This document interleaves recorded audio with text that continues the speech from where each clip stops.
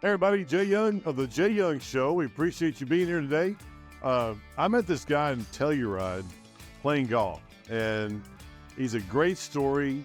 He comes from Chicago, went to Hollywood, and he carved out a diverse career in acting and blending the tough guy with the comedy. We had a great time playing golf. I played golf with him and his dad and his real estate buddy there, which is a great guy. But he's done some off-Broadway stuff. He's done Everybody Loves Raymond. He's done other. I can't wait for you to meet this guy. And not a lot of people get to meet actors. And I was fortunate. I think he lost a bet and had to play with me that day. And it was a great time. And I want you to meet Todd Sandler. Todd, welcome to the show. Thanks, Jay. It's happy to be here. Absolutely. We had a great time playing golf that day. I'll tell you what, it was really nice. It was a blast because usually, when you get hooked up with some rando, it could be a little sketchy, but you were quite a star. We were all amazed by your skills, and I appreciate your patience while I was sort of hacking my way through that course. Oh, man, it was a lot of fun. It was so much fun, and I love playing with your dad, and he was doing his best, and he's a trooper, man. I'll tell you what. I mean, what a guy. Think about it. He's had his hip replaced 3 times. He's blind in one eye. He's wearing hearing aids, and he's a lefty. So I mean, he had a few things going against him, eh? Blind in one eye, can't see out of the other, and he's hitting the ball down the middle of the fairway, and he has to hit it every 100 yards or something. But he had a great time, and he was quite a guy to be with, and he had a great story, man. I mean, to know that he went into I think it was in the 70s, he went into Vail, Colorado. He loved snow skiing, and he loved Colorado, and he loved snow skiing. He's like, what can I do to make a living? And he started a franchise, some Chinese food or like what did you call it? It was a Japanese steakhouse in 1972. It was actually written up in Time magazine. Wow! And they went out to Japan, and he recruited guys, some cooks, to come out to the mountains. And Vail was, just starting, and they had this place in the heart of Vail Village. And then summer rolled around, did pretty well in the winter. And then summer rolled around, and people weren't really in the mountains at that time in the summer. And these cooks were sort of like, what the hell what are we doing? No one's here. There's fiddling around with chopsticks. So, wow. But then he opened one up in Chicago, and then he opened up another one in the suburbs of Chicago, and everyone had him confused because his name's Ron. They had him confused with Ron of Japan, but he's like, no, that's a different guy. I'm Ichiban. So, wow, that's amazing. Really, really neat guy. Good story. And then of course you grew up in Chicago, and tell me a little bit about your story and your background and kind of how you got into acting. So I played hockey growing up. I played in high school and I played in college. But in high school, I was sort of enamored. It was a big public high school, but so it was almost like the Breakfast Club. It was like I hung out with the jocks, right? And then there were the thespians, and I did some theater, but at that time I didn't wear all black and smoke cigarettes and hang out in that crowd. But I always was kind of enamored, just thrilled by, I had been on stage a little bit. And then I went off to college and I studied broadcast journalism. I wanted to work at ESPN. Then I realized what I really wanted to do was be an actor. So I went to New York City and I studied acting, and I worked at the very first Planet Hollywood in New York City. We started a theater group, the Planet Hollywood Players. Met a couple of agents there. I did a 2-year Meisner program. I moved back to Chicago. I started doing theater there, and I got my SAG card there, and I got my agent there. And my agent said, if you really want to work in television, you got to move out to LA. So I packed up and moved to LA. And my agent in Chicago worked at an agency in LA, and they took me on to represent me, and that's how I got the ball rolling. Wow. Is it true? I mean, going through theater in Chicago, I mean, you just don't show up and go to work. I mean, is it really true what they say about, it's you have to go to rehearsal and you have to go to all the different places to try to get a job and try to get on So and in do that. Chicago's different. At least when I was there, I don't know if it's changed, but in Chicago, so in New York, if you sign with an agent, you're exclusive to that agent, right? If you go to Chicago, you what they call multi-list, and so different agents can send you out on different auditions, and who if you book a job through that agency, they get the commission. But I did that for a little while, and then I was doing theater, and then I signed with this agent, and I booked a Bud Light Spotlight commercial, and then I booked another commercial about recycling in Chicago, and that's how I got my SAG card. And then they said you can't go to LA without a SAG card. So yeah, it's like a ton of auditions, um, you know, and you hope you break through. Really. Yeah. So how many auditions a year do you think you did the first year? Or you're how old are you at this point? Oh man, do I play like late 40s to mid 50s. I'll tell you, I just turned 57. Oh wow. Wow. Awesome. You look great. Oh, thank you. So do you. You're a handsome lad. When did you start acting? Was it like right after college or during college? So right after college, I actually lived in Colorado, and then I moved to New York with my buddies from school, and that's where I did a 2-year Meisner program and totally bought in and said, "This is what I'm doing. Huh. If I'm going to Wow. struggle, I'm going to do it this way." Yeah. That's awesome. Good for you. And so you moved to New York and then went to Chicago and just kept getting. Is it true? I mean, the more you get, the more auditions you go to, the more likely you're going to get to. It is a numbers game for sure, right? You just got to keep putting quarters in the slot and do your work and do your homework and be prepared. And if you fit the mold and you're what the writers had in mind, then you got a shot. I will tell you I'll tell you kind of a funny story actually. When I lived in Chicago and they sent me out on a print audition for an major Old Spice campaign, right? I don't consider myself like a male model, right? But they wanted a rugged guy who was mountain biking. And so I go to this call, and they're like, "Take your shirt off." And so there are all these guys there, everyone's with their shirt off, and I'm the only guy there with chest hair. Like all of these male models have waxed chest. I was like, "Oh, I'm not booking this job. They don't want the hairy guy with his bicycle all over the Old Spice." And I'm like, "Well, why not? That's where you need deodorant, right? It's like, what are these hairless dudes for?" Oh my gosh, that's awesome. So did you have a big break? What was your big break? And I don't know, theater, or you go from theater to television. Let's talk about that. But also, what's the big break, or why'd you go from one to the next? So when I moved to LA, I joined a theater company, but this is a TV movie town. So people don't really go to the theater.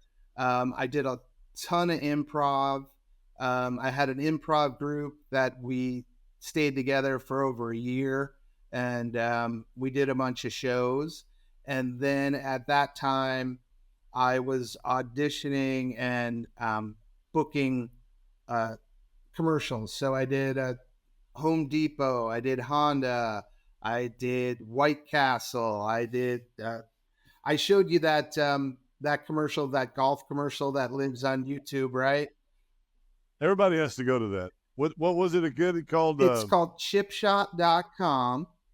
okay. And I get hit in the nuts with a golf ball, right? It was during that whole .com boom, and they wanted that for World's Funniest Commercials, but the other guy that was in the spot, his agent was like, "No, I don't want him overexposed," and I was like, "Oh, that's kind of dumb, but whatever." Um, I did that. Then I did Everybody Loves Raymond. And my first job, I played a paramedic on The Practice. I was on The West Wing. I was on House. I did few episodes of Glee. So I am what you call a rank and file actor, character actor that, they're like, oh, wait, that guy looks familiar. I know that guy. So, hard on the one hand, I guess it's great not being a star because I have a life. And on the other hand, I still have to go out and bang on doors and audition. So I'm still waiting for my big, big, big break. I've had mini breaks. I've made some birdies. I've made some pars. Had a few bogeys. Yeah. Some doubles.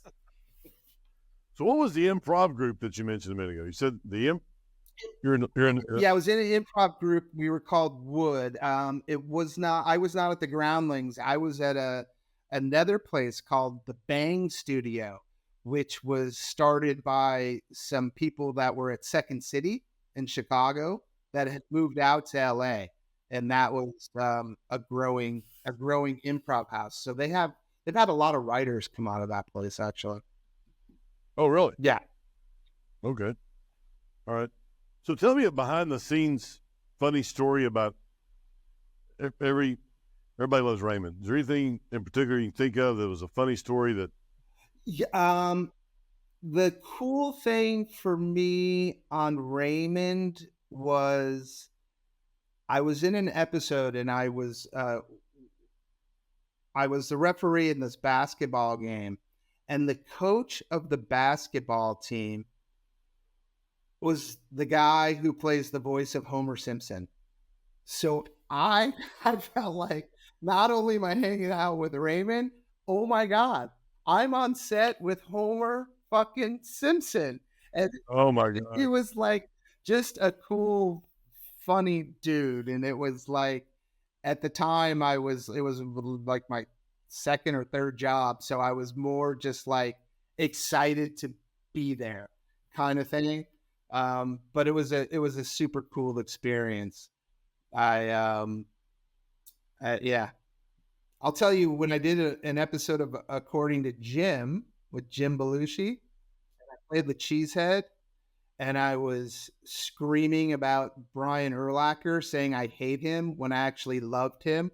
Was probably some of my finest acting when I was screaming that Brian Urlacher sucks. Jim Belushi was eating popcorn in the scene, and he starts yelling at me, and little pieces of popcorn were flying out of his mouth. So I was dodging little kernels while he was about to tackle me in the stands. And I was like, well, this is more disgusting. I'm more nervous of the popcorn hitting me and you spitting on me. Oh my You gosh. jumping on Wow. me. That's great. That's great. So do all you actors just kind of hang out together, just kind of go to the coffee shop, and you have your own special little place that you I get to hang out? All the legends. So I studied with this woman who's very popular. A lot of her students do very well. Her name's Leslie Kahn. She's a big comedy acting coach. And when you're in class, you sort of befriend the people that are in your class because you're rehearsing scenes and you're doing a lot of stuff. So I still hang out with a lot of those guys, and we help each other with auditions, and we, have lunches and play golf and try to help each other get jobs. Wow. That's great. That's great. So do you prepare for auditions? When you have an audition, do you have to prepare? What do you do to prepare for one? I will work with a buddy of mine from class, and we break it down, and we just go over it. I have other people have eyes on me to be like, oh, that's an interesting choice, maybe try it this way. So before you go, it used to be before you go into a room, you sort of have your take on it, right? And now, since the strike and since COVID, everything is pretty much uploaded online. So you don't get to go in the room with the casting director and what I say when they say you can play, right? So you do a take, and the casting director will give you a note and say, oh, can you try it like this? And it's really important to see if you can take an adjustment, or you can take direction, or you can spin it a different way. So the director, producer, writer has something else to look at. Now you send things out into the world, and more people are on tape. So they'll look at you for, I don't know, 10 seconds and say, no, he doesn't look like it, or yeah, this guy's doing it, or we're going to book you off of this, or whatever. So it's very different from then when I first moved out here and started auditioning. Is it a lot harder? It's a lot harder because you don't know. Like, I can upload 2 takes, right? And sometimes they only want 1 take, and you don't know, because no one's giving you a note. You don't get the feedback that you would get if you were in a room, in a casting director's room, or having a producer session where, like, it used to be super exciting, right? Like, you would go, say, to Sony or Paramount or whatever, and you go, and then you do your audition, and then the casting director will say, okay, I want you to do it like this. I want you to come back. Your producer session's at 3:00 this afternoon. And then, you go, you work on it, you do more, and then you go back to the studio, and then you see 5 or 6 guys that sort of look like you, like a variation of you, right? One's a Right. little bigger, someone's a little smaller, someone has more hair, whatever, someone has red hair. And then you're like, okay, well, now it's between me and 6 guys, right? And then it becomes, well, what do you want? Like, you can all have a great audition, and then it becomes, look. So what's the most valuable lesson you learned in your acting career so far? You have to be prepared. You have to be on time. You have to listen. Yeah. Right? You have Coachable. I did a Toyota commercial, and it was shot on the Universal lot, and it was supposed to be a snowstorm.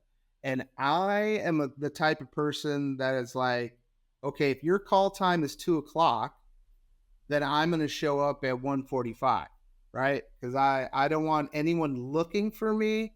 I don't want anyone waiting on me.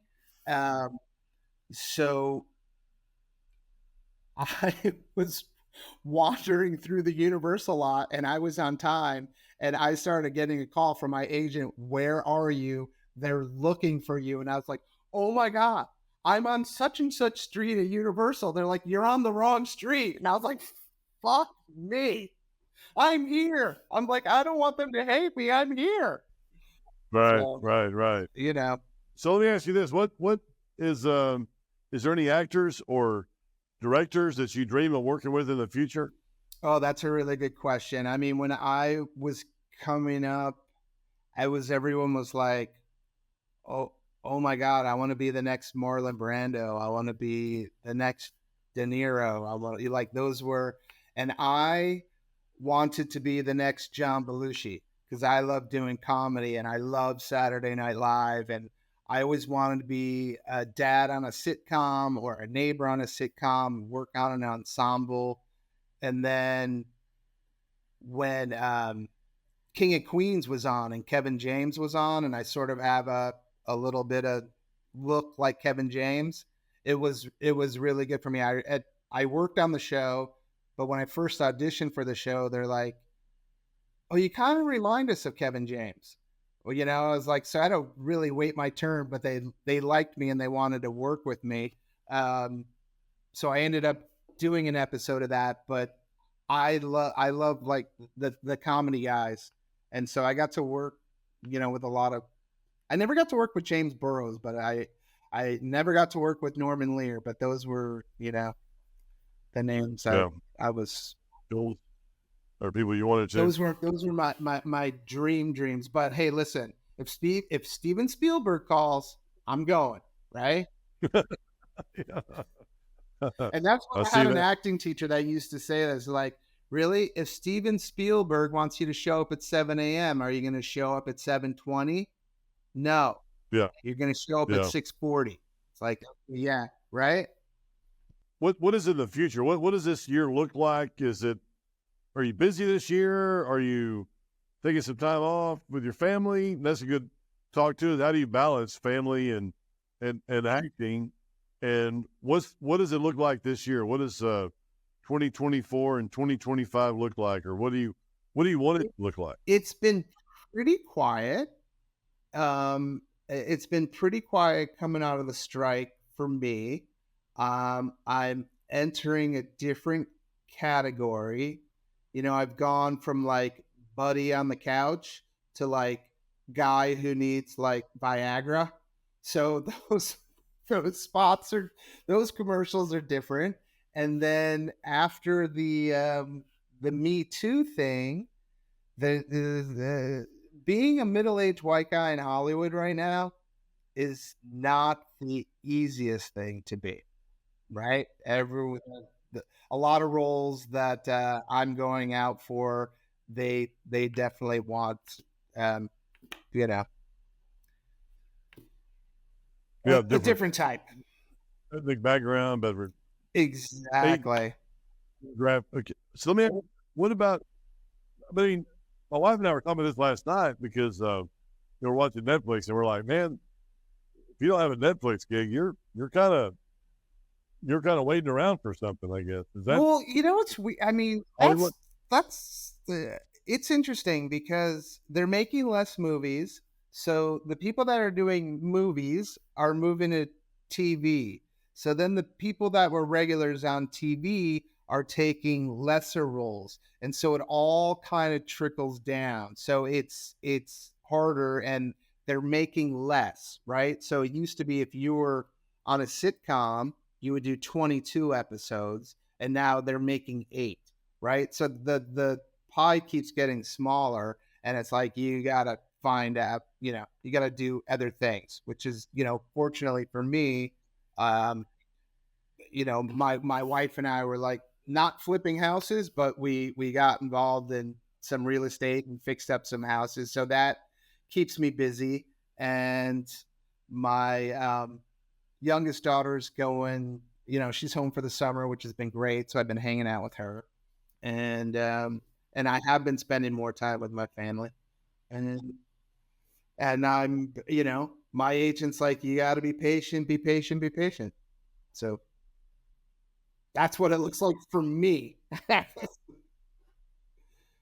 Well, you're not. It's the good news is you're not. And I'm assuming this because I've met you and played golf and we've talked a lot, and which I really do appreciate getting to know you. It's not like you need to take the next job just to make sure you make, you put some food on the table. Exactly. I mean, the good thing about residuals or money in the mail, it's always like, oh, you get a pop here, and you know, so which is always nice. I'm always happy to receive checks in the mail that I did not know were coming. So those keep me going. But yes, I am fortunate that yes, I can still do other things and bring in income other ways. Because California, man, you live in a nice spot in California. That's not cheap. It's not cheap. I had a house that I was like a landlord, so that I was making money that way. So, Right. Yeah, you rebuilt your house in Telluride, and now you're rebuilding your house in California. I mean, you got a lot of things going on here. and just now I'm in escrow in the house that I'm sitting in right now. I sold it to a couple that live in Austin, Texas, which is weird because most people from California are rolling out to Texas. Now I got people from Texas coming to California. Wow. That's pretty crazy. Yeah, that is. I found that to be helpful. Yeah. So we have a listener out there too that probably wants to get into the industry. They want to be an actor, actress. They want to be famous. What kind of advice would you give them? The people that want to be famous are now like on TikTok and their YouTube channels, and they're the content creators. That's how you get famous right now. Young people making content. Right. The old-fashioned way. Then people go on reality TV shows. They've never. Did you see that viral video of the girl who's like hot two? The hot two? Yeah, you know her, yeah. right? Yeah. So what? She was interviewed on the street, and now she's making public appearances for thousands of dollars. So it's like, who knows how you become famous? And you know what I mean? I don't think that was a planned interview. That she just kind of threw it out there, an overnight sensation. But there's also people out there that are smart, that try different things all the time. Not everybody's going to be able to do a hog tui. Exactly. So I mean, if you really want to do it, you study. You start doing theater. You start working. You sort of pay your dues. Do theater for free. Get as much experience as you can.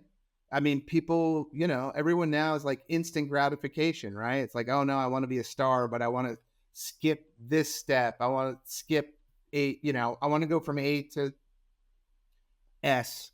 You know what I mean? Like amateur to star, but I don't want to do anything. It's a little weird. Right. It's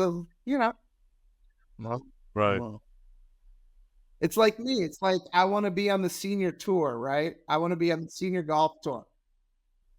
Yeah, but I don't want to practice. Exactly. I don't want to practice, but I want to be. Yeah. Exactly right. How do you stay motivated? And just keep right on grinding. How do you stay motivated? I have the I have the no quit attitude. Just a lot of perseverance, and to me, it's worth it because when I get to be on a set, it's the greatest thing ever. But I coach a lot of youth soccer. I coach some club soccer, and that's sort of what I try to instill in the young people is just not giving up. Right? You just got to, if you really want it, you just got to keep going. Right? Because eventually, it is going to hit. You keep doing your work, right? Oh, exactly. My dad was the same way. My dad told me don't start something and don't finish. I got my Eagle Scout.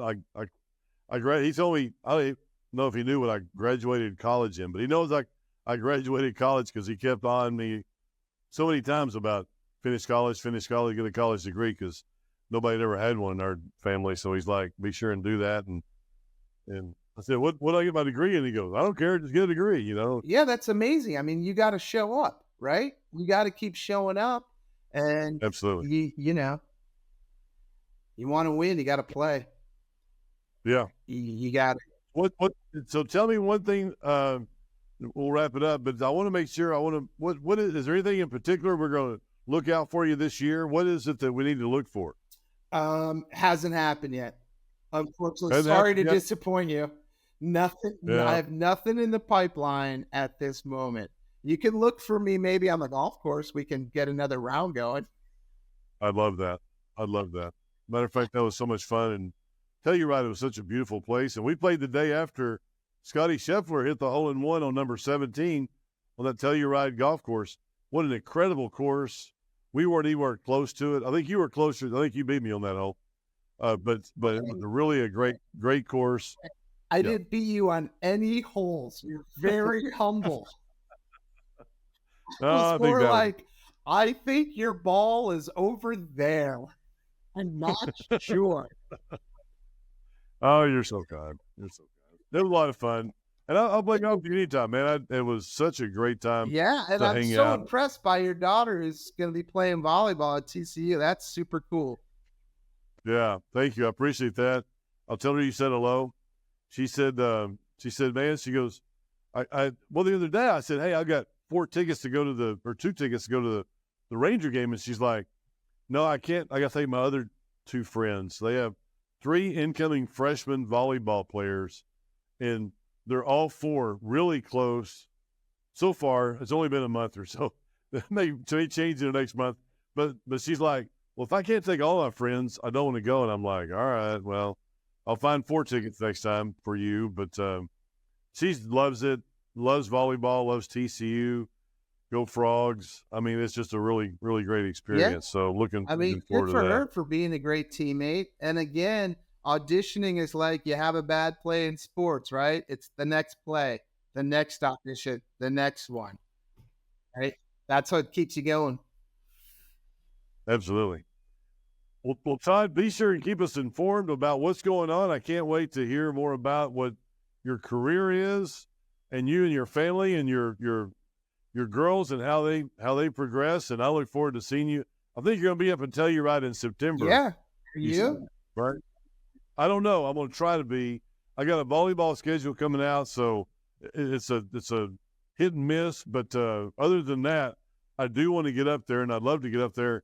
I mean, I played golf in long sleeves in July. It was like 120 in Vegas.